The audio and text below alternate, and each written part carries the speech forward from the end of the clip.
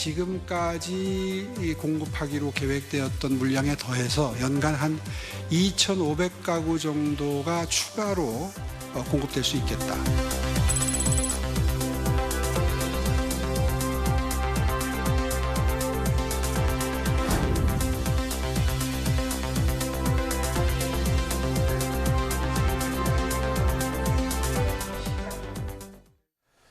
최근에 글로벌 애니메이션 K-팝 데몬 헌터스의 인기에 힘입어서 애니메이션 속에 등장하는 서울의 명소들에 관광객들이 몰리고 있다고 합니다. 이에 발맞춰서 서울시는 관광객들을 겨냥해서 도시 브랜드 홍보에 적극 나서고 있습니다. 또 서울시는 주택 문제 해결에도 속도를 내고 있는데요.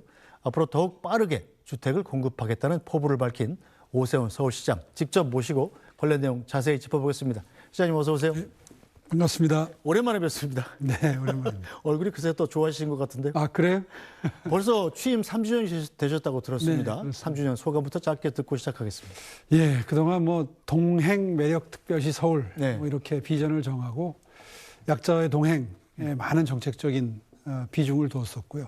또 매력은 서울의 이 도시 경쟁력을 최대한 끌어올려서 서울에 와서 살고 싶고 여기 와서 일하고 싶고 네. 뭐 이런 방문해서 즐기고 싶은 이런 도시를 만들겠다 하는 목표 아래 뛰어왔는데 지금 뭐 상당한 성과를 내고 있어서 매우 순항 중이라고 저희는 자평하고 있습니다. 네, 이제 최근에 이 K-팝 데몬 헌터스 네. 외국 영화사가 만든 애니메이션 작품인데 네. 저도 보다 말고 서울의 명소들이 계속 나오길래 깜짝깜짝 놀랐습니다. 혹시 네. 오세훈 서울시장께서 조치하신 건가요? 아, 정말 예상 외에 전혀 뜻밖의 소득이 있는 겁니다. 정말 확산세가 네. 범상치 않아요. 네. 뭐 저희들 기대한 거 훨씬 이상으로 서울의 브랜드 홍보에 도움이 되고 있습니다.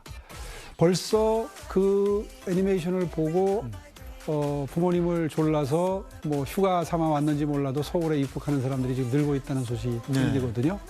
아마 서울의 경제에 상당히 도움이 될 걸로 그렇게 지금 판단하고 있습니다. 네, 자 K-팝 데몬 헌터스 이른바 K대헌이라고 많이 부르던데 이 애니메이션에 등장한 서울 명소들이 특히 주목을 받고 있습니다. 혹시 아직 못 보신 분들을 위해서 잠시 보고 가겠습니다.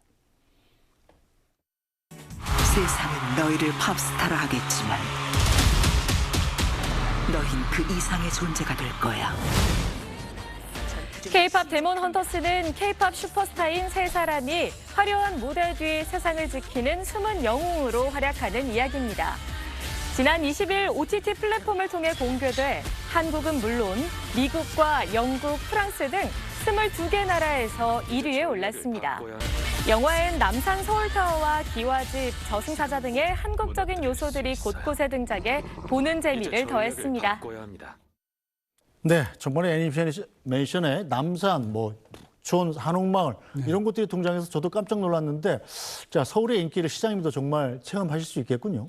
그렇습니다. 뭐 이번에 이 애니메이션 전에도 이미 국제사회에 가서 여러 가지 일을 하다 보면은 대한민국의 위상, 서울의 위상이 많이 올라가 있는 걸 느낄 수 있었고요. 특히 이제 지금 나오는 저런 장면 같은 경우에도 한강 르네상스를 통해서 잘 다듬어진 한강에서 바라보는 시점이고 또 뭐 남산 르네상스 이런 걸 했던 게 다 지금 저게 뒤에 배경으로 잘 활용이 되고 있어서 정말 큰 보람을 느낍니다. 자, 그런데 오세훈 서울시장께서 서울시장 하신 지가 벌써 몇 년째입니까, 이게? 제가 뭐 4선째니까.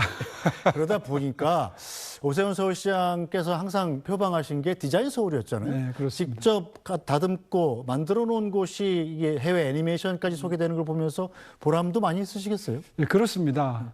뭐 저기 한옥이 많이 소개됐는데 내버려뒀으면 많이 사라질 뻔한 한옥들을 이제 한옥 선언을 통해서 많이 보존을 했는데 그런 데가 저렇게 다 이제 활용이 되고 있고요. 뭐 낙산공원 같은 경우에는 뭐 여러 시장님들이 다 함께 10여 년에 걸쳐서 다 조성을 해놨는데 거기가 아주 굉장히 많이 활용되는 걸 볼 수 있어서 보람도 컸고요. 뭐 하나하나 다 저로서는 애정이 안 가는 곳이 없을 정도입니다. 자, K대헌 팬들한테 이 장면에 이런 서울시 정책이 숨어 있다. 이렇게 좀 보는 재미를 주실 만한 포인트는 없습니까? 많죠. 뭐 여러 가지가 많지만 하나 아쉬운 거는 지하철에 그림이 나오는데 그 스크린 도어가 싹 빠져 있어요. 아마 전 세계에서 전 노선에 스크린 도어가 들어가 있는 건 서울이 아마 거의 유일할 텐데 더군다나 일본 같은 경우에는 그 배 높이까지밖에 안 올라오거든요. 그런데 이제 전체가 다 스크린도어가 된 덕분에 냉난방 효율도 높아지고 네. 미세먼지도 줄고 뭐 이런 그 장점이 분명히 안 돼 있어서 다른 건 다 흡족한데 네. 하나 오게티라고 지금 생각하고 있어요. 네. 자, K-팝 데모넌터스를 찾아서 서울의 성지순례 오는 분들이 오게티를 찾아내는 재미도 좀 있겠군요. 자, 서울시 차원에서 그럼 이 성지순례 오는 관광객들을 위해서 준비하고 계신 건 있습니까? 이미 이제 서울관광재단에서 이 스탬프 찍는 투어라고 그러죠. 외국에 가면 왜 여기저기 다니면서 기념이 되죠. 예, 미션을 완성하면 뭐 약간의 기념품도 주고 하는 네. 그런 것도 준비하고 있고요. 이런 걸 계기성 홍보라고 하잖아요. 좋은 기회가 있을 때 잘 활용해서 서울에 관광객이 많이 오도록 해서 서울에서 돈을 많이 쓰고 갈 수 있도록 하겠습니다. 네, 이제 이 캐대원의 흥행으로 서울의 매력이 다시 재조명되고 있는데, 자, 서울의 매력을 앞으로 또 어떻게 어필하실 계획입니까?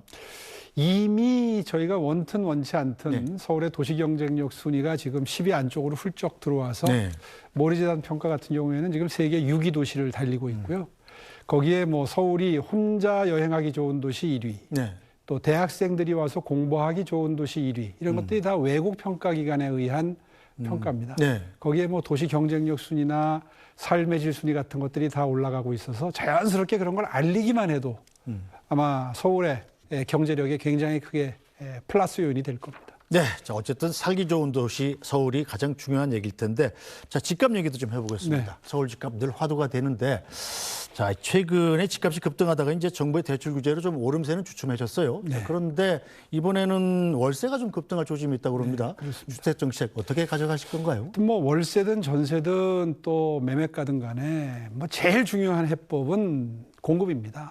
어떻게 빠른 속도로 새 집을 많이 공급하느냐, 양질의 주택을 공급하느냐가 이제 관건이 될 텐데 오늘도 방금 전에 이 목동 6단지를 다녀왔습니다만은 지금 뭐 재건축 재개발해서 140군데 이상 지정을 했습니다. 그래서 여태까지 뭐 역대 이런 그 몇 년 사이에 이렇게 구역이 많이 지정된 데는 없고요. 지금까지 한 20만 가구 가까운 재건축 재개발 물량이 확보가 됐습니다. 내년까지는 한 30만 가구 가까이 확보를 할 셈이고요. 이제부터는 속도전입니다. 그래서 과거 같으면 한 18년 걸리던 걸 13년 안쪽으로 줄이겠다 하는 목표를 세웠고요.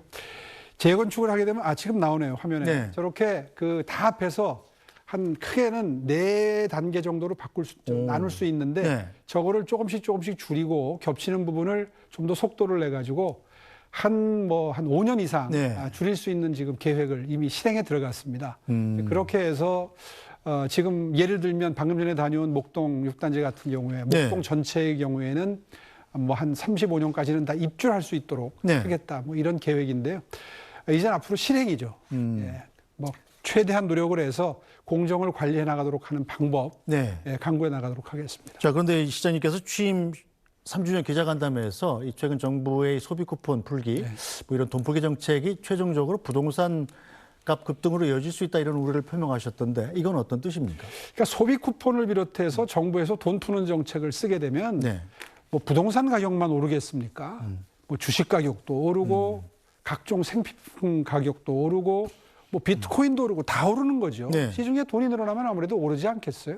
그런 일반론을 이야기를 한 건데 좀 뭐 예민하게 반응하는 분들이 계시는데 저는 그런 그 경제 현상의 일반적인 그 돈을 풀면 물가는 오른다 하는 점을 지적을 한 거고요.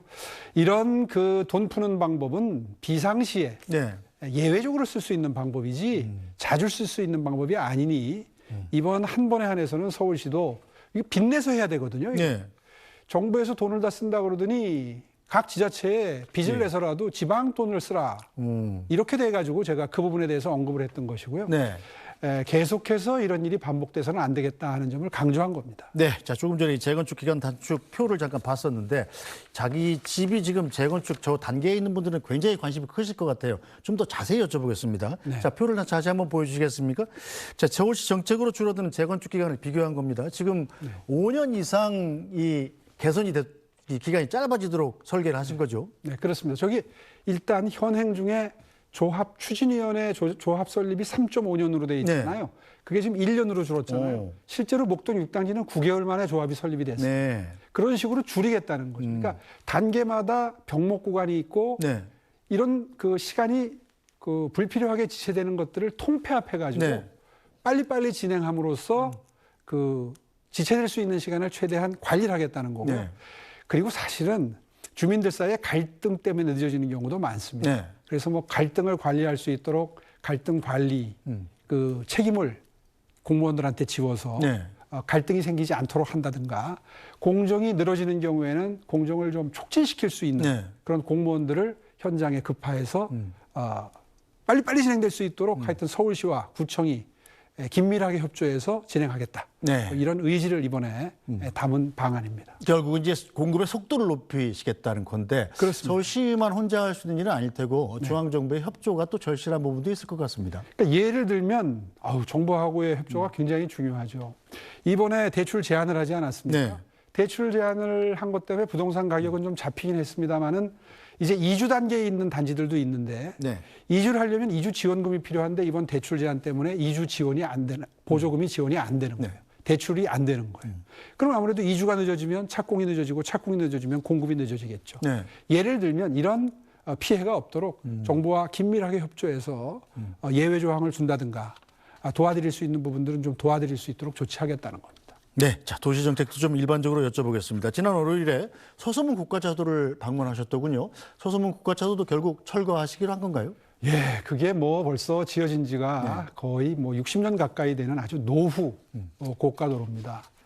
사실 진작에 허물었어야 하는데 네. 사실 저 서소문 고가가 지나가는 자리에 경의선 철길이 지나가요. 네. 고가도로를 철거하게 되면 철도에 이 기차들 지나갈 때마다 그 서야 되기 때문에 차량들이 그렇죠. 전부 올 스톱을 네. 하는 그런 곳이기 때문에 굉장히 많이 그 차량이 몰려서 아마 그 출퇴근 시간에는 네. 엄청나게 불편을 겪으실 수밖에 없습니다. 네.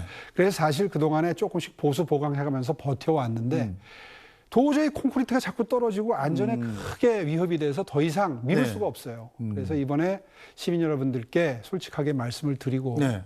그 무엇보다도 중요한 가치인 안전을 위해서라도 이제는 철거를 할 수밖에 없습니다. 네. 조금 불편하시지만 버스도 우회하게 되면 또 많은 시민들이 불편해하실 겁니다. 네.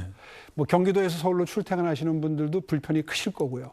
그래서 그런 양해를 지금 구하고자 알리기 시작했습니다. 네, 제 기억에 이 시장님 임기 중에 노후화된 고가도로를 많이 철거하신 것 같습니다. 계속 철거하고 있죠. 네, 도시 모습을 바꾸는데 어떤 원칙이나 소신 같은 것이 있으신가요? 네, 벌써 그 청계 고가를 철거한 이후에 서울 시내에 10개 이상의 고가도로를 1, 2년 단위로 계속 계획을 세워서 철거를 해왔고요. 네. 이제 드디어 서소문 고가 철거 순서가 된 거죠.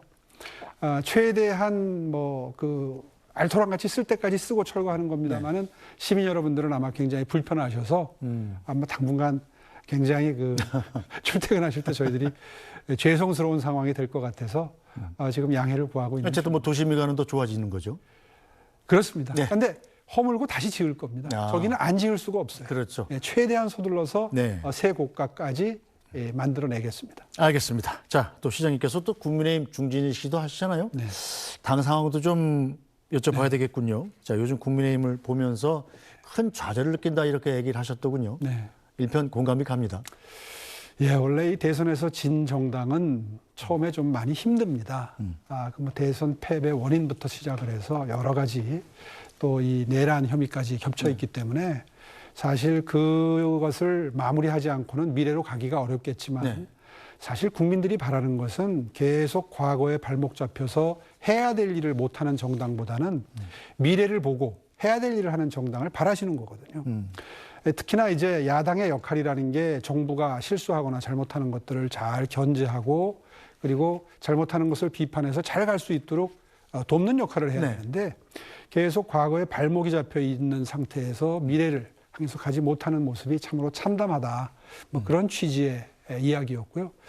이제 뭐 8월 말까지 전당대회가 예정이 돼 있습니다. 아마 전당대회 기간에는 계속해서 잘잘못을 따지자는 이런 분위기도 뭐 지속되긴 하겠습니다만 빠른 시일 내에 분위기를 뭐 일신해서 해야 될 일을 하는 그런 정당으로 거듭나도록 저도 최대한 노력을 기울이겠습니다. 네, 뭐 국민의힘 현재 위기 뭐 여러 가지 원인이 있겠습니다만 결국은 대선 패배가 가장 큰 패착 아니겠어요? 지난 대선 때 오세훈 서울시장께서 가장 경쟁력 있는 대선 후보로 평가가 돼서 출마를 준비하셨던 것까지도 제가 알고 있습니다만 갑자기 포기하셨잖아요. 그때 내가 나갔었더라면 좀 결과가 달라지지 않았을까 이런 후회 같은 건 안 해보셨습니까? 뭐 그런 생각을 하는 거는 주제 넘는 것 같고요.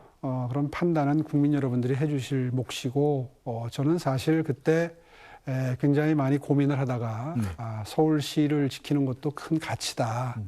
뭐 이 부분도 분명히 굉장히 중요하지 않습니까? 네.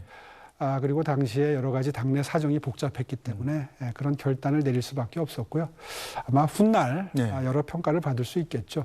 어쨌든 중요한 것은 이제 과거보다는 미래인 것이고 서울시가 아까 모두에도 말씀드린 것처럼 대한민국 국가도 중요하지만 또 그 수도인 그 심장인 서울이 어떻게 경쟁력을 유지해 나가느냐 또 제 역할을 해 나가느냐도 굉장히 중요하다고 생각합니다. 잘 챙겨 나가도록 하겠습니다. 네, 이 당 얘기 좀 계속 해보면 당이 지금 혁신이 굉장히 필요한 시점인데 김용태 전 비대위원장부터 윤희숙 혁신위원장까지 혁신의 시도가 계속 번번이 좌절되고 있지 않습니까? 당이 어떤 식으로 바뀌어야 된다고 보십니까? 사실 이 질곡에서 헤어나는 게 사실 쉬워 보이지는 않습니다. 워낙 많은 수의 국회의원들이 관여가 돼 있고 그리고 고비마다 그때 당시에 논리가 있었거든요. 사실 내란이라고 많이 하지만 그 계엄을 선포하게 된 과정에 있어서 지금은 다 잊어버리셨겠지만 그 당시의 야당이 과도하게 국정에 전념할 수 없도록 모든 것을 다 특검을 도입하자 또 모든 것을 전부 다 그 행정부가 돌아가지 못하도록 발목을 잡은 게 하나의 원인이 됐던 건 분명한 사실이죠. 물론 거기에 너무 과도하게 반응을 해서 계엄을 선포하는 바람에 이제 이렇게 일이 됐습니다만은 그런 과정이 충분히 조망되는 것까지는 필요하지만 지나치게 자해적인 행위가 이 전당대회 국면에서 있어서는 안 되겠다. 그 점은 분명히 하고요. 계속해서 말씀드립니다만은 이제 야당이 됐으니 야당의 역할을 충실하게 할 수 있도록 당내를 정비하고 거기에 초점을 맞춘 혁신안이 조속히 마련이 돼야 되겠다. 언제까지 과거에 연연할 수는 없다. 이런 입장을 좀 이번 전당대회를 계기로 해서 분명히 했으면 좋겠습니다. 네, 오늘부터 국민의힘 전당대회 후보 등록이 시작되지 않았습니까? 국민의힘한테 큰 전기가 될 것 같은데 이번 전당대회는 어떻게 치러져야 된다고 보십니까? 지금 말씀드린 대로 어떤 인적 혁신에 초점을 맞춘다기보다는 우리가 해야 될 일이 무엇인가 그리고 무엇보다도 염두에 둬야 될 것은 말없는 침묵 속에 있지만 예의주시하는 매의 눈으로 지켜보시는 국민 여러분들이 많으시다는 겁니다. 그분들은 사실은 과거보다도 미래의 국민의힘이 어떤 역할을 해서 나라 발전에 기여할 것이냐 어떠한 건전한 비판을 통해서 새로 출범한 정부가 잘못된 방향으로 가지 않도록 견제의 역할을 충실히 할 것이냐에 그분들의 관심이 있는 거거든요. 그거에 대한 많은 바람직한 담론이 이번 전당대회 국면에서 좀 형성이 됐으면 하는 게 저의 바람입니다. 네, 그런데 당대표 후보로 나선 분들이 잇따라서 오세훈 서울시장을 찾고 있습니다. 지난번에 안철수 의원도 만나셨고요. 조경태 의원도 만나셨고 내일은 또 양양자 전 의원도 활동하신다고 들었어요. 혹시 이번에 전당대회 나온 후보들 중에 지지하시는 분이 있으십니까? 특정인을 거명해서 지지 여부를 표명하는 건 사실은 조금 자제를 해야 될 것 같고 저는 어느 분이시든지 오셔서 의논하신다 그러면은 지금 다 만나 뵙고 있습니다. 어느 분이든지 환영이고요. 또 공개적으로 할 말이 있고 만나서 나와야 될 또 대화 내용이 있지 않겠습니까? 그런 저의 충정을 잘 전달을 해서 지금 굉장히 당이 어렵습니다. 그리고 국민 여러분들께 실망을 많이 끼쳐드리고 있고요. 바람직한 방향으로 유도하도록 최선의 노력을 다하겠습니다. 네, 지방선거를 따져보면 이제 1년도 안 남았잖아요. 오세훈 서울시장께서 중반에 한번 쉬셔가지고 4선이지만 또 출마를 할 수 있는 상황 아니겠습니까? 법적으로는 그렇습니다. 나가실 겁니까? 그것도 국민 여러분들, 특히 서울 시민 여러분들께 여쭤보고 해야 될 일이죠. 그동안 제가 나름대로 주택 공급을 위해서 정말 최선을 다했고 기후동행 카드를 비롯해서 사실 도시를 경영하다 보면 주택하고 교통이 제일 중요해요. 그런 부분에 대해서는 어떻게 평가하시는지 또 저 나름대로는 약자의 동행에 정말 진심으로 최선의 노력을 다해서 예를 들면 저소득층 자녀들의 교육 문제를 해결하기 위해서 서울런이라든가 또 어려운 분들 생활을 도와드리기 위해서 또 일자리를 만들어드리기 위해서 일하는 복지를 만들기 위해서 디딤돌 소득이라든가 뭐 송목닥터 9588 이런 정책들을 통해서 서울시를 건강하게 즐겁게 행복하게 지낼 수 있는 도시로 만들기 위해서 많은 노력을 해왔는데 과연 이러한 노력들이 서울 시민들로부터 어떠한 평가를 받는지를 지켜보고 네. 그리고 시민들의 이 필요에 따라서 거취를 결정하도록 하겠습니다. 네, 어떤 결정을 내릴지 좀 기대가 되는군요. 오늘 말씀 여기까지 듣겠습니다. 시간 내주셔서 고맙습니다. 네, 감사합니다. 네, 오늘 뉴스 브리핑은 여기서 모두 마치겠습니다. 저희는 내일 다시 찾아뵙겠습니다. 고맙습니다.